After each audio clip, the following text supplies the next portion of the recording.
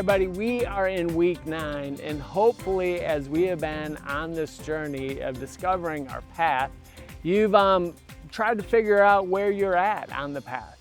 And maybe that's taken just a little bit of time to sort out. Some things are kind of tangled up, and it's like a fisherman who has some lines that are tangled. You start to untangle it, and as you do, you figure out what you need to do. So hopefully some of that has happened.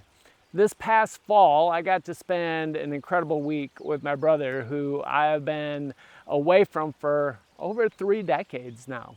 And when we grew up very close, but distance separated us. My brother went into the Air Force, and he was stationed at Mountain Home Air Force Base, and that's out in Idaho. I was stationed at Shaw Air Force Base, which is a long ways apart, all the way across the country. Well, as we continued our Air Force careers and we started our families, we just didn't really have a lot of time to ever get together. Now, that distance that separated us separated a lot of things. I have not been close with my brother for over 3 decades. And in that amount of time, a lot has gone by.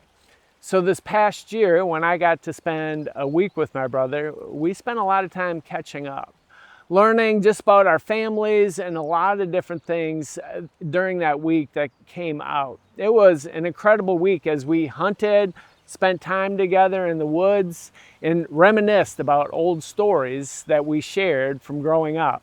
Well, one day, my brother, who is now living in Wisconsin, has never been this far south, has never hunted in the same conditions that we hunt here. He was a little taken back with some of the scenery and some of the things that he'd encountered throughout the week, but he thought he knew the path into the hunting stand. And the hunting stand that he was going to sit in was notoriously called Widowmaker, but he thought he could handle it. And so that morning when we separated, we left the truck and he headed in to the stand. Now, as we sat in the stand that morning, I texted him a couple times and told him that we would get out of the stand and meet back at the truck at 9:30. Well, 9:30 came, I crawled down out of my stand, went back to the truck, and my brother wasn't there. So I waited, and I texted him several times, and I didn't get any response back. So I started calling him. I started to worry, and I started to think, what if something happened to him? What if he inadvertently wandered off the path, or what if he fell out of the stand, Widowmaker? That would be terrible. So as time went by and I kept calling and didn't hear from him, I decided I was going to trek in to his deer stand. As I went through the woods and navigated my way to the deer stand, by now I am really really about what has happened to my brother. So I start calling his name, and I don't hear anything in response. I'm calling his phone still no answer. And every step on the way to the stand, I am thinking terrible thoughts. What could have happened to him? Am I going to find him laying beside the stand? Did something happen to him? Did he get bit by a snake?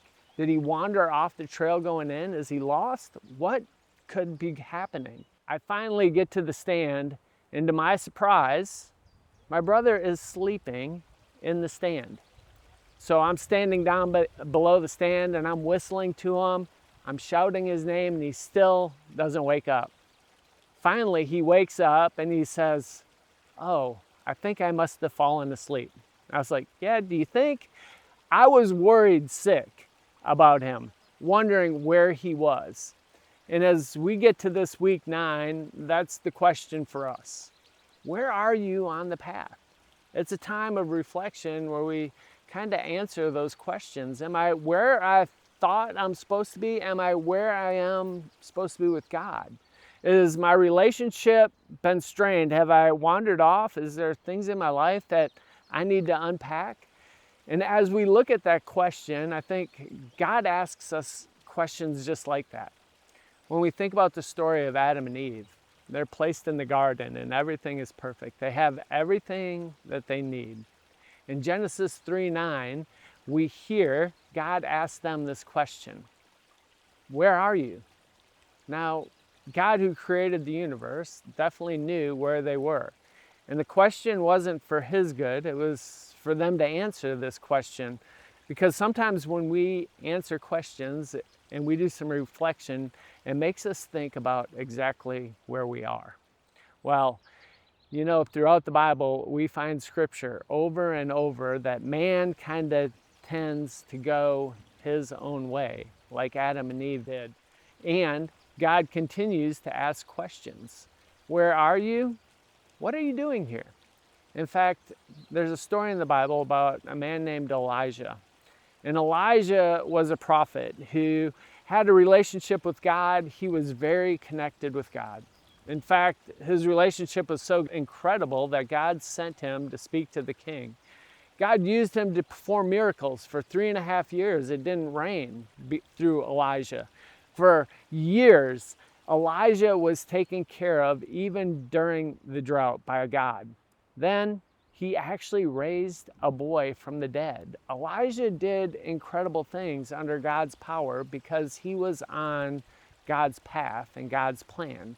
He got to experience incredible things. In fact, Elijah did a battle against 800 false prophets where he called fire down from heaven and then made it rain. That is an incredible story. What a testimony about the way that God could use a man. And that was because Elijah's connection with God was so close. He knew God's plan and he followed in step with it. But after Elijah had done and accomplished so many things, something happened where a switch flipped in his brain. In fact, after he had called fire down from heaven, had all 800 of the false prophets killed, Elijah gets threatened by a woman. And he gets scared and starts to run for his life. He veers far from God's plan. He doesn't even listen for God's voice, and he just runs as far away as he can, as fast as he can. In fact, he's laying in a cave and he's asking God just to take his life because he can't do it. He's so afraid for his life. After all these things he's accomplished, Elijah is afraid for his life. And we think, how could somebody wander so far off the path so fast? How can we get there so quickly? It only takes one step to get us away from where we should be. I want to read you part of Elijah's story. And this is what happens to Elijah after he's run from God, after he's run from the king and the queen, after he's gone on this mission to get as far away as fast as he can. Listen to what happens to Elijah. In 1 Kings, it says this, the Lord said, "Go out and stand on the mountain in the presence of the Lord, for the Lord is about to pass by." Then a great and powerful wind tore the mountain apart and shattered the rocks before the Lord. But the Lord was not in the wind. After the wind there was an earthquake. But the Lord was not in the earthquake. After the earthquake came the fire. But the Lord was not in the fire. And after the fire came a gentle whisper. When Elijah heard it, he pulled his cloak over his face and went out and stood at the mouth of the cave. Then the voice said to him, "What are you doing here, Elijah?" Elijah heard the voice of the Lord. And the voice of the Lord asked him the question, "What are you doing here?" And that's the question I think that God asks us frequently. What are you doing here? Where are you on this journey, on this path? Are you in my plan? Are you listening to my voice? Because if you are on my path, you can do incredible things. I'm going to equip you for the journey ahead, just as God equipped Elijah. He equips us for this path and this plan that he has for us. It's when we fall off of the path, when we stray from God's plan, that we, like Elijah, find ourselves far, far away. Hopefully this journey has been good for you, and as you've explored and thought through it, you've learned where you're at. Now, as you answer that question, maybe I need to get back in step. And that is a great question that you're going to get to talk with your life group about tonight.